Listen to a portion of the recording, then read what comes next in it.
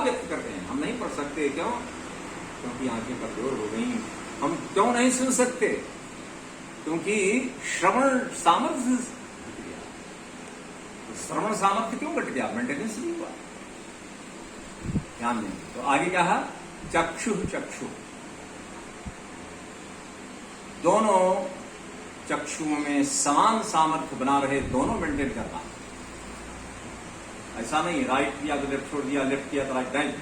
दोनों से जो दर्शन होता है वही सही दर्शन होता है। काना आदमी देखता है, अंधा देख नहीं सकता, काना देखता है, और दोनों आंखों से देखता है। कितना अंतर है? अंधा देख नहीं सकता, काना कैसा देखेगा? वस्तु कुछ होगी और उल्टा पुल्टा सही नहीं देखेगा।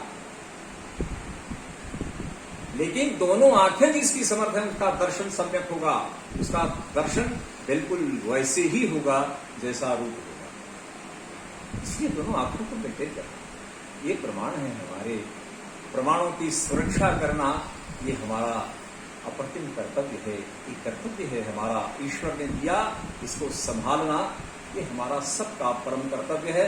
अगर इस गाड़ी है हमारी, भगवान द्वारा निर्मित है, इसको हमने अगर संभाला नहीं तो कोई साथ देता नहीं है। आपको ये गाड़ी आपको स्वाधीन और स्वतंत्र बनाती है। अगर इसमें एक भी साधन जो मुख्य है काम न करें तो आपको हर हाल में दूसरे की उंगली पकड़नी पड़ती, दूसरे का सहारा लेना पड़ता है। आंखें कमजोर हुई तो भी, सुनना कम हो गया तो भी, बोलना कम हो गया तो भी, हाथ पैर ठीक नहीं कर तो भी, मतलब कुल मिलाकर के आपको दूसरे पर डिपेंडेंट रहना, और दूसरे लोग आपकी उस डिपेंडेंसी का दुरुपयोग करते हैं। संसार में ऐसा क्यों है? तो आप अपने सामर्थ्य को घटने क्यों दे रहे हो? तो अंग स्पर्श मंत्राहा, अपने एक एक अंग का स्पर्श का मतलब उसको जैसे क्लिक करते हैं ना, तो आंख का विषय है तो क्लिक किया, तो आंख के बारे में सोचो। स्पर्श का मतलब क्लिक करना। आजकल फोन आते हैं टच, तो ऐसे आंख को टच किया तो आंख के बारे में सोचो, कान को टच दिया तो सोचो श्रोत्र के विषय में। आगे क्या कहा? ओम श्रोत्रम श्रोत्रम। अब श्रोत्र भी तो आपके दो हैं, आपके नासिका छिद्र भी तो हुए, आपके दर्शन करने के चक्षु भी, गोलक भी तो हुए, और श्रोत्र भी राइट एंड लेफ्ट दो हुए। अब चक्षु का, अब देखिए यहां पर श्रोत्र का अर्थ है सुनने की प्रणाली, listening system, hearing system, listening system. Listening अलग विषय है, हियरिंग अलग विषय है। हियरिंग का मतलब सुनने का सामर्थ्य, लिसनिंग का मतलब समझने का सामर्थ्य। अच्छा सुनने वाला जरूरी नहीं है कि वो सुन करके विद्वान हो जाए, क्योंकि उसके लिए कॉन्सेंट्रेशन होना चाहिए, लिसनिंग उसकी प्रॉपर होनी चाहिए। सुन लिया और लिसनिंग प्रॉपर नहीं है तो सुनी विद्याएं किसी काम की नहीं होती। अब आप ध्यान दें, वेद का नाम श्रुति है। एक बार आंख नहीं होगी ना तो भी चल जाएगा विद्वान बनने में, लेकिन विद्वान बनने में श्रोत्र का महत्वपूर्ण स्थान। वेद का नाम श्रुति है। क्यों? क्योंकि सृष्टि की पहली पीढ़ी पढ़कर नहीं, क्योंकि वेद उस समय ये हार्ड कॉपी के फॉर्म में नहीं थे। वेद हार्ड कॉपी नहीं थी, मात्र बस वाणी से बोलना है ऋषि को और सामने के विद्यार्थी को मात्र सुनना है, बोलना है, सुनना। तो सुन करके ज्ञान को अपने मन में सुरक्षित करना, इस वेद को इसलिए क्या कहा? श्रुति से पाया, श्रोत्र से पाया। तो सुन करके वेद की विद्या को हमने अपने मन में, आत्मा में बसाया। श्रुति परंपरा से चली, वाणी से बोली गई, श्रोता ने सुना, वाणी से बोली गई, श्रोता ने सुना, यही परंपरा चलती रही। पहले के लोग इतना तीव्र मेधावी होते थे कि सुनने मात्र से उनको याद रहता था। आज हमको 10 बार सुनाया जाए तो भी भूल जाते हैं, सामर्थ्य नहीं है, क्योंकि स्मरण शक्ति कम हो गई, कमजोर हो गई। ब्रेन ये जो है गोलक कमजोर हो गया। अब ये गोलक कमजोर हो गया तो स्मरण शक्ति, चिंतन शक्ति भी कमजोर हो गई, तो याद नहीं रहता है। क्यों? आज के सृष्टि के प्रारंभ की प्रथम पीढ़ी एक बार सुनो और याद हो गया। अब क्या है, 50 बार सुनो तो भी बोले, बच्चे आजकल बोलते हैं हमसे, कई बार बोलते हैं, कुछ याद नहीं रहता है। शिक्षक सुनाते पढ़ाते हैं, हमको कुछ याद नहीं रहता। इसकी दवा क्या है? वाले इसकी दवा यही है कि मन को फोकस करो, मन को श्रोत्र से लगाओ, श्रोत्र को अध्यापक के वाणी से लगाओ। अलाइनमेंट होना चाहिए। किसके साथ अलाइनमेंट होना चाहिए? शिक्षक बोले वो सुनना है, श्रोत्र से संबंध है, और श्रोत्र का मन से संबंध है, और मन का आत्मा से संबंध। कैसे विद्या नहीं आएगी? कैसे याद नहीं रहेगा? याद क्यों नहीं रहता है कि सुनते समय मन एकाग्र नहीं रहता। एक ही प्रकार की प्रणाली का प्रयोग हम नहीं करते, साथ साथ टीचर को सुनते भी रहते हैं, इधर उधर देखते भी रहते हैं, इधर उधर क्या है बोलो, हाँ, हाथ पैर भी हिलाते रहते हैं। परिणाम की पढ़ाई गई विद्या को हम सुरक्षित नहीं कर पाते, क्योंकि मन को एकाग्र करने की योग्यता नहीं होती है। कारण यही होता है, मन को एकाग्र नहीं कर पा रहे तो याद नहीं रहता है। तो यहां पर क्या ध्यान देना है? श्रोत्रम, ज्ञान प्राप्ति में प्रथम स्थान श्रोत्र का, दूसरा स्थान चक्षु का, और इसको परमात्मा ने स्वयं कहा, भद्रम कर्णेभिशृणुयाम। पहला नंबर कर्ण का है, भद्रम पश्येम अभिक्षिभि, दूसरा स्थान आंख का है। और ऋषि ने नियम बनाया, क्या बनाया बोलो? वेद सब सत्य विद्याओं का पुस्तक है। वेद का पढ़ना और पढ़ाना, किससे पढ़ोगे? चक्षु से। पढ़ाओगे किससे? वाणी से। तो एक कर्मेंद्रिय हो गई और एक ज्ञानेंद्रिय हो गई, दोनों इंद्रियों का प्रयोग। कुछ लोग पढ़ते रहते हैं, पढ़ाते नहीं है, विद्या नहीं बढ़ेगी। कुछ सुनना और सुनाना, सुनना भी है और दूसरों को सुनाना। अब सुनते तो बहुत हैं, दिन भर सुनेंगे, मुरारी बापू को 10-10 घंटे सुन लेंगे, और मुरारी बापू की 5 बात भी याद नहीं रखते, और 4 लोगों को बोल करके सुनाते नहीं हैं। आप वेद को पढ़ते हैं, हम आज इतने वर्षों से आपको पढ़ा रहे हैं, क्या आप दूसरे को सुनाते हो? हैं? सुनते हो और बोलो सुनाते नहीं हो, कभी योग्यता नहीं आएगी। सुनना और सुनाना, पढ़ना और पढ़ाना, दोनों काम करना है। पढ़ने में, सुनने में निपुण होना है, और पढ़ाने और सुनाने में निपुण होना है, तब जाकर के व्यक्ति विदुषी और विद्वान बनता है। विदुषी और विद्वान बनाने के लिए साधन दिए गए हैं। आप इन साधनों को मात्र जगत को देकर भोगने के लिए थोड़ी है। इन साधनों से आपको ऋषि बनना है, महात्मा बनना है, ऋषिका बनना है, विदुषी बनना है, योगिनी बनना है, योगी बनना है। ये सब योगी बनने के साधन है।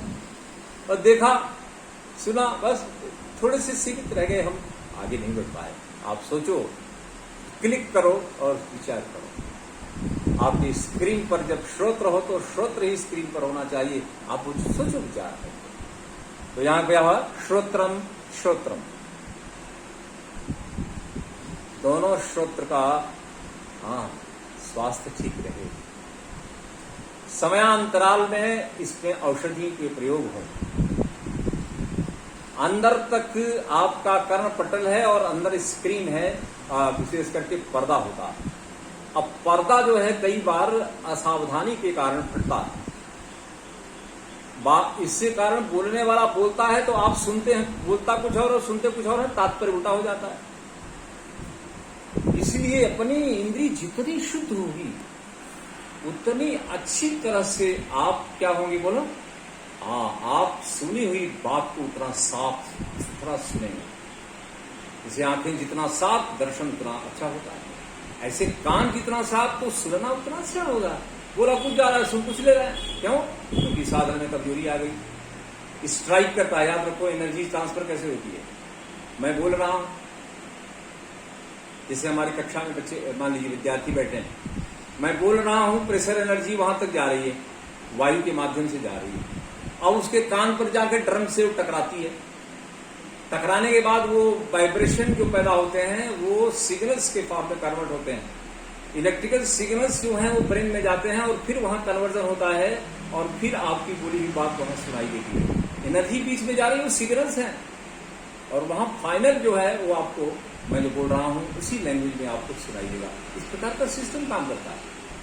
अब बाहर से हम अंदर भेज रहे हैं और वाइब्रेट, आपका जो वाइब्रेटर है, जो साउंड आपके बोलने के अनुसार वाइब्रेट करता है, अगर उसमें छेद है तो वाइब्रेशन कैसा होगा? प्रॉपर नहीं होगा। इसलिए आप वो नहीं सुन पाएंगे जो वक्ता सुनाना चाहता है, उसके तात्पर्य को भी आप नहीं समझ पाएंगे। इसको ध्यान में रखना है। तो क्या हो गया? ओम श्रोत्रम श्रोत्रम, समझ में आया?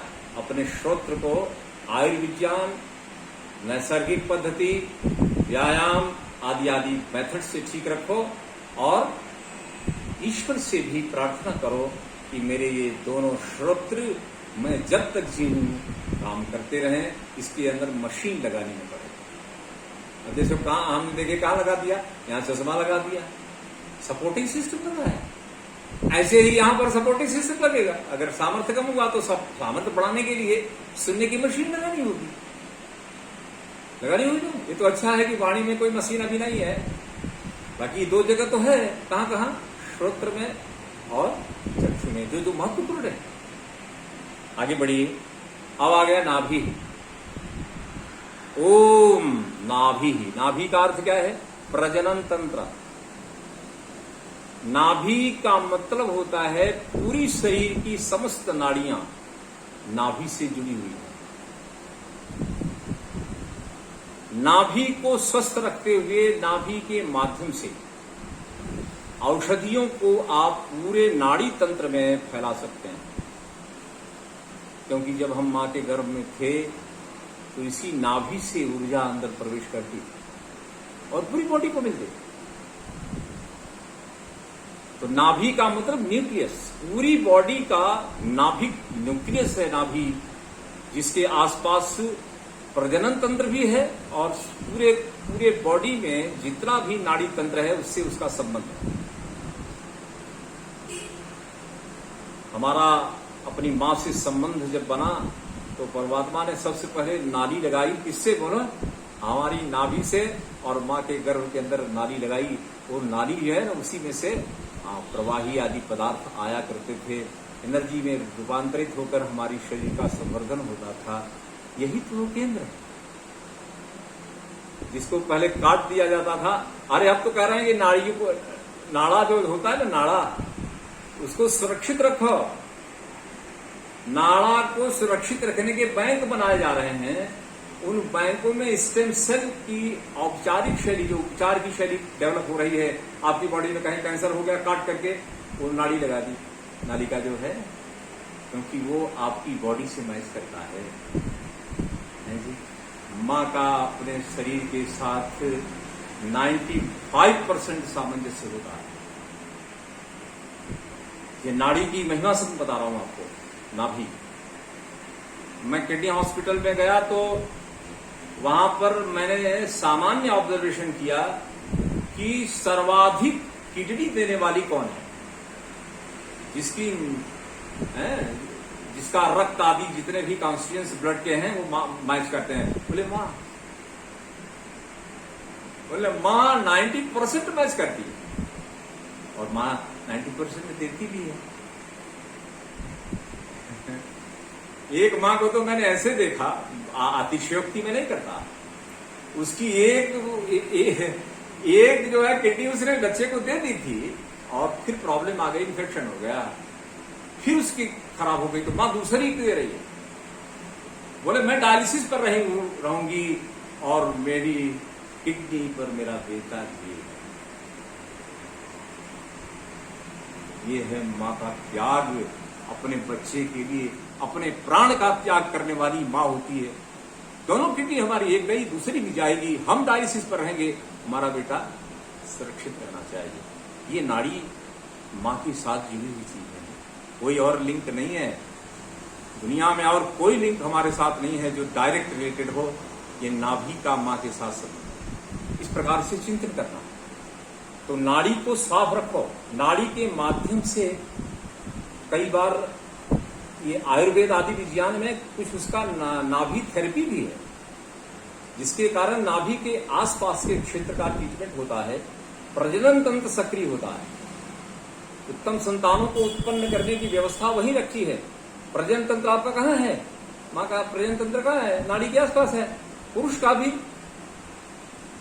विशेष करके माँ का ये है। तो नाभि एक है तो एक वचन में प्रयोग है, महत्वपूर्ण है। आपकी बॉडी के बिल्कुल सेंटर में है, आपकी बॉडी के बिल्कुल सेंटर में है। सेंटर का मतलब सेंटर ऑफ मास।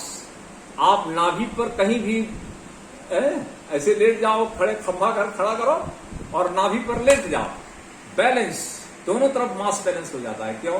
नाभि के अप और नाभि के डाउन दोनों तरफ मास इक्वल होता है। ये है centre of mass, centre of pressure, centre of, भगवान ने उसको सेंटर बना ही दिया है, बॉडी का पूरा सेंटर है, सारा का सारा वेट उसी के थ्रू पास होता है। अब नाड़ी की सफाई नहीं होती है, हम आप करते भी नहीं। मेरे दादाजी वगैरह थे, मैंने देखा था नाड़ी में तेल लगाया करते थे, सरसों का तेल, और उस तेल से नाड़ी को शुद्ध करते थे। 100 साल हो के जिए, कोई पहले नहीं बना। सारा साधन प्रयोग बाहर के साधनों का देखते रहे, चश्मा कभी नहीं आया, कभी किसी को चश्मा नहीं देखा हमने, कभी किसी को सुनने में कोई तकलीफ नहीं हुई। हम लोग जो है ना, नकली जीवन जी करके अपने गोलकों को, खान पान को बिगाड़ करके उनका सामर्थ्य घटा रहे हैं। ओम नाभि ही, इसके बाद आया ओम हृदय। आपको नाभि दी गई, इसके बाद आपको हृदय प्राप्त। हृदय रुधिर अभिसरण तंत्र है, ब्लड सर्कुलेटरी सिस्टम है, बिल्कुल पंप की तरह काम करता है। अब हृदय कमजोर क्यों हो? अब हृदय काम न करे तो मृत्यु हो जाएगी। तो हे ईश्वर, आप मेरे हृदय को सामर्थ्यवान बनाइए, जिस पर मेरा जीवन टिका है। तो हृदय को स्वस्थ रखने के लिए कितने प्रकार का आहार विहार में परिवर्तन, आहार विहार कैसा होना चाहिए जिससे हमारा हृदय 100 वर्ष तक स्पंदित होता रहे, आंदोलित होता रहे और पंपिंग करता रहे 100 वर्ष तक, बिल्कुल हेल्दी। ऐसा हार्ट, कितना पल्स चाहिए हार्ट में? स्टैंडर्ड पल्स 72 टाइम्स पर मिनट। अब 72 की जगह अभी मैं मापता हूं ना, अपना मांगता हूं तो 84-85 आता है, और जब जुबानों का जब मापता हूं तो उनका जो है 90, 100, 120। मैंने कहा 120 क्यों जा रहा है? खान पान बिगाड़ रखा है, सब बाहर का खाते हैं, चर्बी खाए जा रहे हैं, भरे जा रहे हैं जी, होटलबाजी करते जा रहे हैं, खाने योग्य खाद्य पदार्थों को नहीं खाते, अभक्ष को खाते हैं, भक्ष को पाते नहीं। भक्ष पदार्थों का प्रयोग कीजिए अपने हार्ट को मेंटेन करने के लिए। पढ़ो इसको कैसे मेंटेन करते हैं हम, कैसे इसको 100 वर्ष तक हम धबकता रखे। अपने बोलते हैं ना, धबकतु हृदय जीवन है आपका हार्ट। अब हार्ट की स्टडी करो, आप हार्ट की स्टडी गूगल में खोल लो हार्ट, और देखो कितना बढ़िया हार्ट काम करता है। आपको दिखाते हैं तो आपके दिमाग काम नहीं करेगा।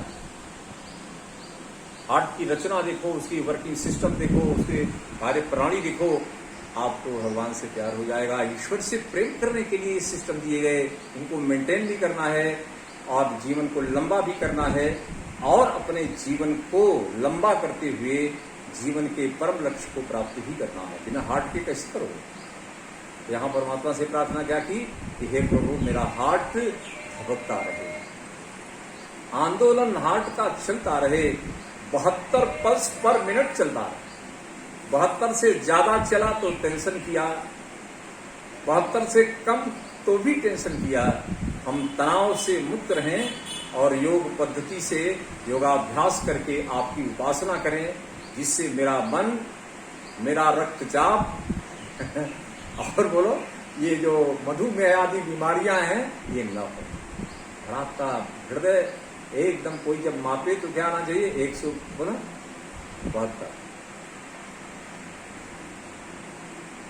72, ये स्टैंडर्ड है। बच्चे का ज्यादा होता है। आगे देखिए, नाभि के बाद क्या है? हृदयम। हृदयम के बाद क्या है? कंठ। अब यहां पर अपने कंठ के सामर्थ्य को बढ़ाने के लिए ईश्वर से प्रार्थना की। जिसका कंठ मलिन होता है वो रोगी होता है।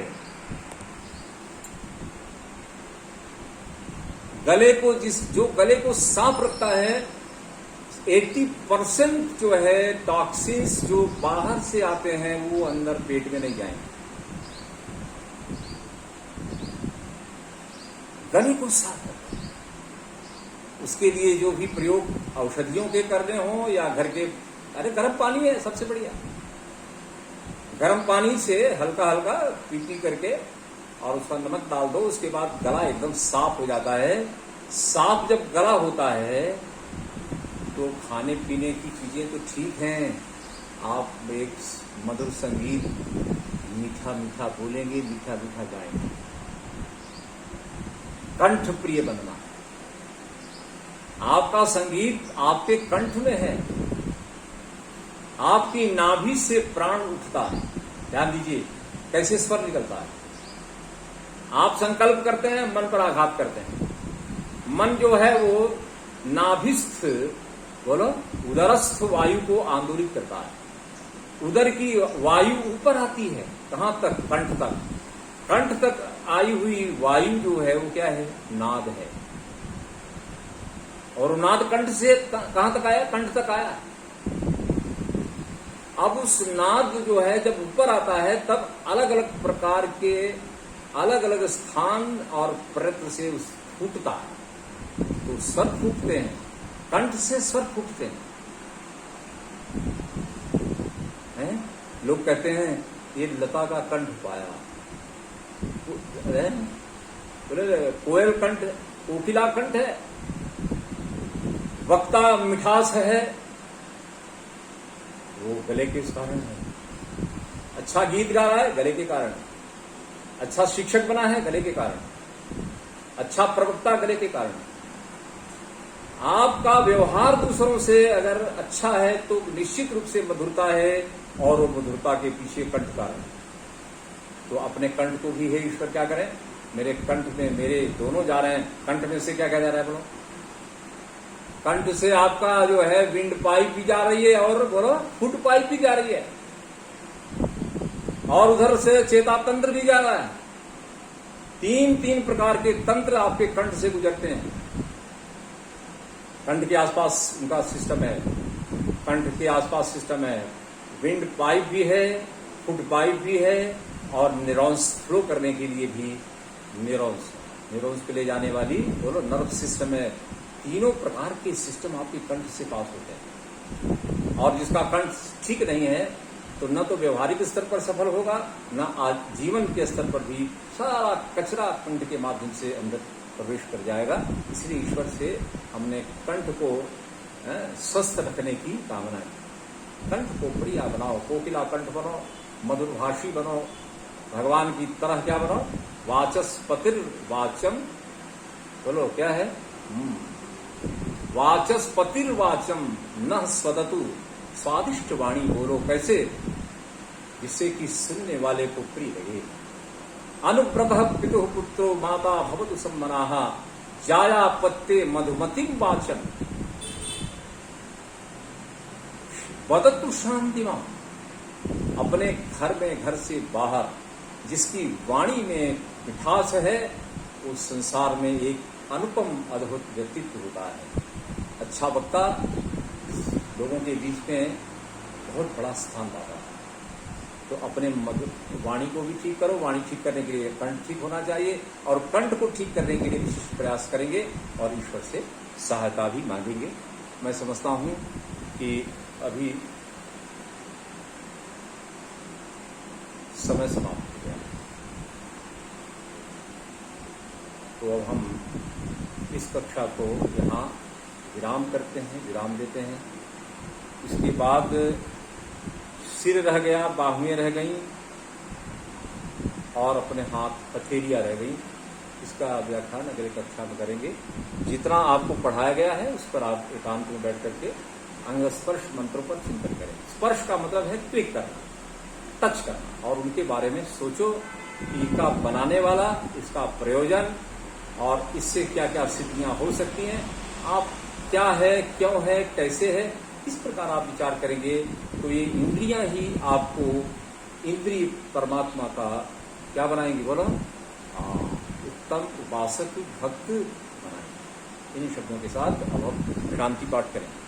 ओम जहु शांतिरंतरिक्षं शांति, पृथ्वी शांतिरापः शांतिरोषधयः शांति, वनस्पतयः शांतिर्विश्वे देवाः शांतिर्ब्रह्म शांतिः, सर्वं शांतिः शांतिरेव शांतिः, सामा शांतिरेधि।